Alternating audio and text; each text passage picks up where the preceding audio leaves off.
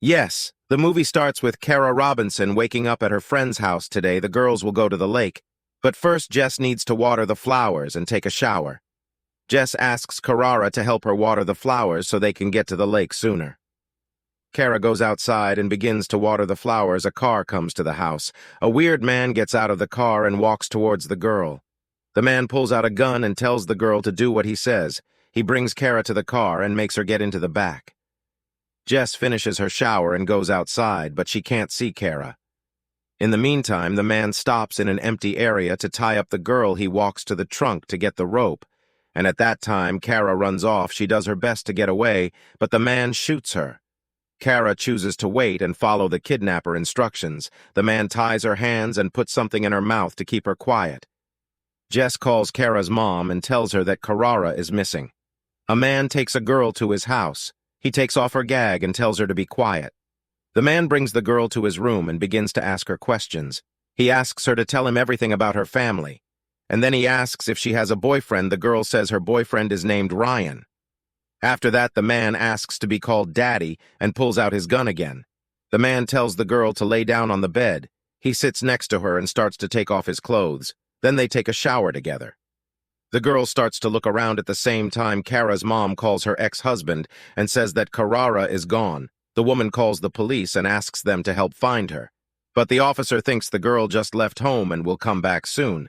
But Kara's mom believes that her daughter would never do something like that. The man hands his t-shirt to Carrara and asks her which school she attended. Kara wants to learn everything she can about the person who kidnapped her.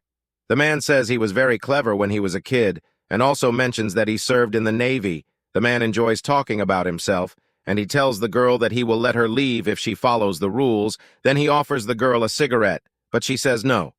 The man tells her that she has to obey everything he says.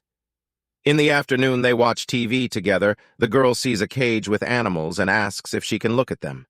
She asks the man something. The man says he works with machines that compress air. Kara remembers everything she learned in the evening. The man says he will make dinner, but Kara doesn't want to eat. He gets mad at the girl and tells her she has to follow the rules. She says she can help clean while he makes the food. The man lets Kara clean the floor while cleaning.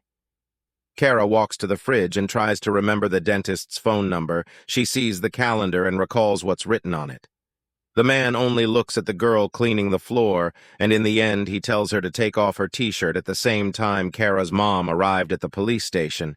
She tells the sheriff that her daughter can't have run away from home and asks him to start looking for her. But the sheriff says she shouldn't be afraid. He firmly believes that the girl will come back home soon at night. Kara sees a man opening a weird box. The man tells the girl to lie down on the bed and to stay still. He ties her to the bed and then goes to sleep in the morning. Kara wakes up early and starts to move her hands. Then she stands up and walks slowly to the exit. She slowly opens the door and runs outside. Kara goes onto the street and stops a car that is going by. She asks two men to take her to the police and to remember the apartment number where she got away from. Kara goes into the police station and tells the officer that someone took her against her will. She says her name and tells that she was able to get away. Lieutenant Rowland asks the girl what took place. She says a strange man took her yesterday, pointed a gun at her, and hurt her. Sergeant Jennings asks the two men who brought the girl where they found her, but they only say the street name because they can't remember the apartment number. Lieutenant Rowland tells Carrara that her mom went to the police 18 hours ago. He calls the woman and tells her that Kara has been found. The police officer asks Carrara if she remembers where the kidnapper's apartment is. Kara says she can't remember, but she can go to the place and try to recall. The lieutenant says she will help them a lot if she does this. They get to the place, and Kara can't recall which apartment she left. Every house looks alike. The police stop a man walking by. Tell him what the suspect looks like, but the man replies that many people around look like that. Kara gets out of the car and tells someone that her kidnapper has many animals in the apartment, and there is a big poster of a wolf on the wall. A man hears this and quickly knows who we are talking about. He tells them the apartment number, and the police go there. Kara's mom comes to the police station and gets upset because her daughter was taken to a crime scene, but Kara comes back and helps her feel better. The sheriff gets to the SUSXT's apartment and tells his team to start the attack on the building, but the suspect manages to get away. Sergeant Jennings asks the girl to share everything she knows about the man who took her. Kara says that a few years ago a man was in the Navy and now his wife is at Disneyland. The girl says the man has a parrot called Clyde. She also tells him his dentist's name and phone number. She says the man is more anxious and visits a psychiatrist. The girl remembered all the phone numbers and names she found while cleaning. Sergeant Jennings is really surprised that the girl remembered everything. This information will help catch and punish the person who did something wrong. The doctor walks into the room, and Kara needs to have a checkup for her female health. Kara asks the doctor and the police not to tell her mom about this because she doesn't want to make her sad. At the same time, the police discover women's clothes in the box and understand that Kara wasn't the only person hurt. Posters with a picture of the suspect are being put up all over the city. Sheriff Price comes to the station where Kara's mom signed up. He says a man took and killed several girls and Kara was supposed to be the next one. He doesn't understand why Sheriff Steppen didn't start looking for her right away. Kara gets home and all the neighbors come to help her.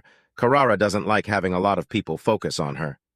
Sergeant Jennings approaches Kara and tries to tell her not to take offense from these people. Kara is different from them. She has a strong character and doesn't want to be treated badly. Kara comes back home and tells her mom she wants to go to Ryan's place in the evening, but her mom says no. Kara doesn't see why she should change her life because of what happened. She doesn't want to feel scared forever. She wants to live a normal life, but her mom is really worried and doesn't want her to leave home. The suspect's wife goes to the police and tells them she does not know where her husband is. She doesn't think he did anything wrong. But right now, the suspect's sister goes to the police and says that he called her recently and is staying at a hotel. The police quickly go to make an arrest at the same time. Sheriff Steppen walks up to Kara, but she is not glad to see him because he didn't want to help find her. He tells the girl not to be too brave because the bad guy is still free and might return for her. He tells her that the person they suspect took several girls, and they all died. But Kara is not scared. She insists that the sheriff should do his work at the same time. Sheriff Price hears that the suspect has run away from the hotel, but the police are already following him and will catch him soon. The sheriff is shocked that the little girl not only escaped from the dangerous man, but also helped the police catch him. The sheriff visits her house and tells her that he will be arrested soon. He says the girl shouldn't see herself as a victim because she is a hero. He thanked the girl and promised to let her know first when they catch the criminal. After talking, Kara wants to go to the baseball game to cheer for her boyfriend friend, but her mom doesn't want her to go. Kara says again that she wants to have a regular life. Kara goes out of her house to watch a baseball game. At the same time, the police found the person they were looking for. After a while, a man shows up on the street and they start to chase him. The police catch the bad guy, but he pulls out a gun and shoots himself in the head.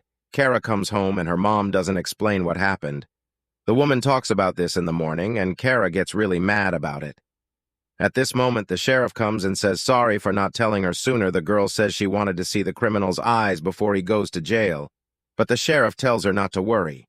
He explains that the bad guy understood everything before he died and knew that she had one.